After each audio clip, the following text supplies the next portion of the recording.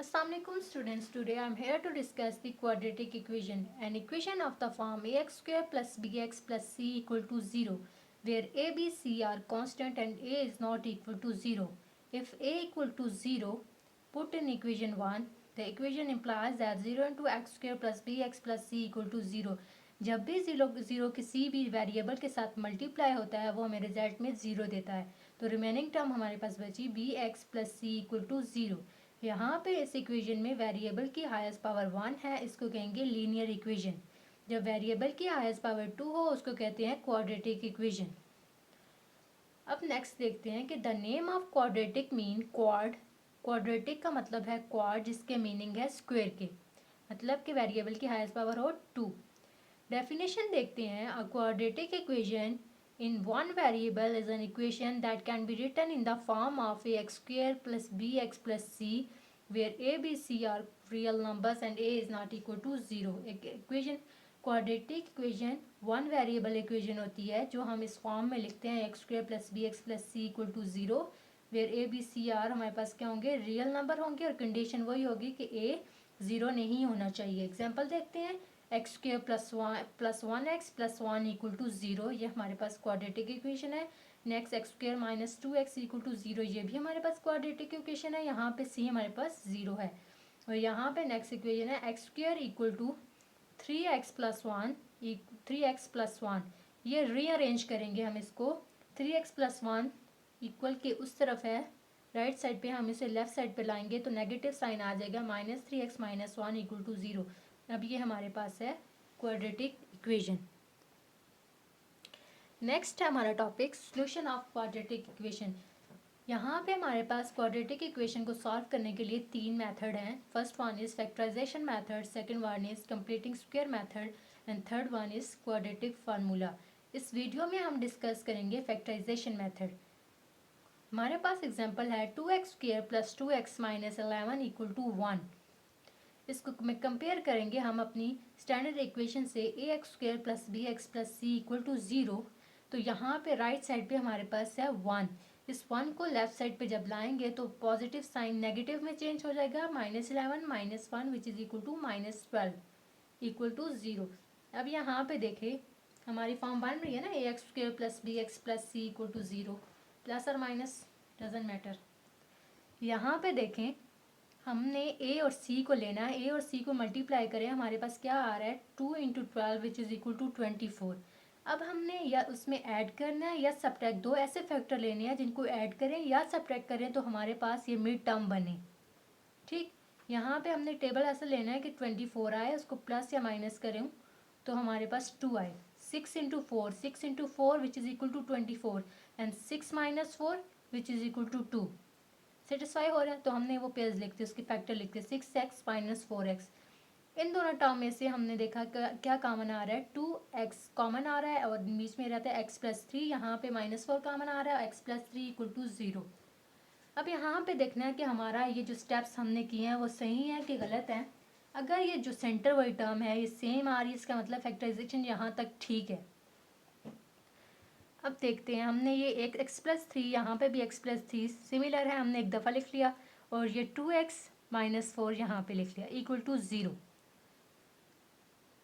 x+3 को भी हम लोग इक्वल टू 0 लेंगे और 2x माइनस 4 को भी इक्वल टू 0 लेंगे. यहाँ पे +3 जब उस तरफ जाएगा इक्वल के तो माइनस साइन आ गया, x इक्वल टू -3. और यहाँ पे 2x माइनस 4 इक्वल टू 0 है, -4 उधर जाएगा तो +4. डिवाइडिंग बोथ साइड बाय 2, ये कैंसिल हो जाएगा, x इक्वल टू 2. तो यहाँ पे हमारे पास सोल्यूशन सेट जो आया है वो है -3 एंड 2. अब देखते हैं कि सोल्यूशन सेट जो हमारे पास आया है, ये सोल्यूशन सेट बेसिकली ये है कि ये दोनों वैल्यूज़ जो हैं वो हमारे गिवन इक्वेशन को सेटिस्फाई कर रही हैं. तो कैसे कर रही हैं, हम x इक्वल टू -3 इक्वेशन में पुट करके देखते हैं कि वो हमारे पास वैल्यू क्या देती है. जब हमने x इक्वल टू -3 इक्वेशन में पुट किया तो ये देखें 2 इंटू -3 का whole square plus 2 into -3 minus 11 equal to 1. यहाँ पे ज़रूरी नहीं है कि आप यहाँ से लेफ़्ट साइड को, राइट साइड में जो चीज़ें हैं वो लेफ़्ट साइड पे लाएं. यहाँ पे एक आपने करना नहीं है, आपने लेफ़्ट और राइट को इक्वल प्रूव करना है. तो यहाँ पे इसको 1 को वहीं रहने दें. तो -3 का स्क्वायर हमारे पास हो रहा है 9 plus minus minus through 2 3 are 6 minus 11 equal to 1. 2 9 are 18. 18 minus 6 minus 11 which is equal to 18 minus 17. 18 minus 17 which is equal to 1. और ये हमारे पास कंडीशन सेटिस्फाई हो रही है. इसका मतलब कि x इक्वल टू -3 इसका रूट है. इसी तरह आप दूसरा x इक्वल टू 2 भी इक्वेशन में पुट करके चेक कर सकते हैं. अब हम देखते हैं एक्सरसाइज 1.1 को, जिसका क्वेश्चन नंबर 1 है. बाय फैक्टराइजेशन मेथड से हम क्वेश्चन सॉल्व करेंगे. फर्स्ट क्वेश्चन मैंने लिया है x² + 5x + 4 इक्वल टू 0. यहाँ पे हम देखें, जब हम a और c को मल्टीप्लाई करते हैं तो वो हमें क्या दे रहा है, 4 × 1 विच इज़ इक्वल टू 4. अब हमने 4 तो बनाना है, लेकिन हमने उसको प्लस या माइनस करना है. तो हमारे पास मिड टर्म आई 4 × 1, 4 1 is 4, 4 + 1 which is equal to 5. ये बन गया हमारा पेयर. अब यहाँ इन दोनों में से हमने x कॉमन ले लिया. x + 4 आगे सेंटर का टर्म +1 ले लेंगे. यहाँ पे आ गया x + 4 इक्वल टू 0. तो मिड टर्म मैंने आपको कहा यहाँ पे अगर हमारे पास ब्रैकेट में जो टर्म है वो सेम आ जाए, इसका मतलब यहाँ तक फैक्टराइजेशन बिल्कुल ठीक है. x + 4 लिख लेंगे और दूसरी तरफ हम लिख लेंगे x + 1 equal to 0. x + 4 equal to 0 and x + 1 equal to 0. यहाँ पे हमारे पास आएगा x equal to -4 and x equal to -1. Solution set हमारे पास आ जाएंगे -4 एंड -1. नेक्स्ट क्वेश्चन की तरफ देखते हैं. यहाँ पे हमें क्वेश्चन गिवन है x - 3 का whole square equal to 4. Solve by factorisation method. तो यहाँ पे हमने देखा है कि x - 3 का होल स्क्वायर, ये a - b का होल स्क्वायर का फार्मूला है जो हमने लिखा है a² + b² - 2abc. यहाँ पे हम अप्लाई करेंगे x² + 3² - 2 × x × 3 equal to 4. x² + 9 - 6x equal to 4. 4 हम इक्वल किस तरफ लाएंगे तो -4 हो जाएगा.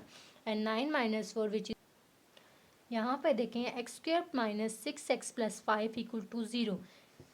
अब हमने मल्टीप्लाई करना है a और c को. a हमारे पास क्या है 1 × 5 विच इज़ इक्वल टू 5 और इसको ऐड या सब्ट्रैक्ट करने से हमारे पास 6 आए. 5 + 1 6 ना. लेकिन यहाँ पे b के साथ जो साइन होता है वो नीचे पहले वो ही आएगा और सेकंड साइन डिपेंड करता है कि हमने उसमें क्या प्लस करके वो लाना है कि माइनस करके वो लाना है. ठीक, यहाँ पे माइनस तो साइन नीचे आएगा, माइनस के साथ माइनस ही करना पड़ेगा ना. Minus into minus which is equal to plus.